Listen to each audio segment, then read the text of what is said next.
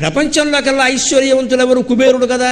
ఆ కుబేరుడు విష్ణుమూర్తి ఆలయానికి ఎందుకు వెడతారంటే బాకీ వసూలు చేసుకోవడానికి, శివుడు ఆలయానికి ఎందుకు వెడతారంటే డబ్బు అడగడానికి. ఈయన దగ్గర లేదు కుబేరుడు, ఐశ్వర్యం అంతా శివుడు ఇచ్చింది. మరి ఆయన బూడిద ఎందుకు పూసుకున్నాడు? ఈ ఐశ్వర్యం అంతా బూడిదే అని ఆయనకు బాగా తెలుసు.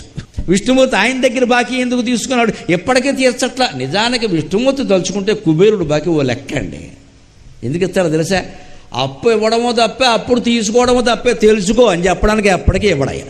ఆయన దగ్గర తీసుకున్నావు అది తప్పే, నాకు ఇచ్చావు అది తప్పే. అప్పు ఇవ్వద్దు, అప్పు తీసుకోవద్దు, రెండూ దెబ్బలే జీవితంలో. ఇది తెలియజేయడానికి కుబేరుడు గతి ఇలా అయింది. లేకపోతే విష్ణుమూర్తి బాకీ తీర్చకపోవడం ఏంటండి? ఒక రోజు పని పెద్ద విషయం ఆయనకి. లక్ష్మీదేవిని ఆయన దగ్గర పెట్టుకుని కావాలనే తీర్చరా, తేరదో ఏడుతూ కూర్చో అలాగా, అంతే. ఎందుకు ఇచ్చావు అంతే. నీకు ఎవరికైనా అప్పు ఇచ్చామంటే ఇలాగే ఏడిపించింది అంటాడు. మన అప్పు ఇవ్వకూడదు, అప్పు చేయకూడదు. ఎందుకని? మనం బలహీనమైతే వాడు ఏడిపించుకుంటాడు. ఈ రెండు పనులు మంచివి కావని చెప్పడానికే కుబేరుడు జీవితాన్ని ఈ రకంగా చిత్రించారు దాన్ని.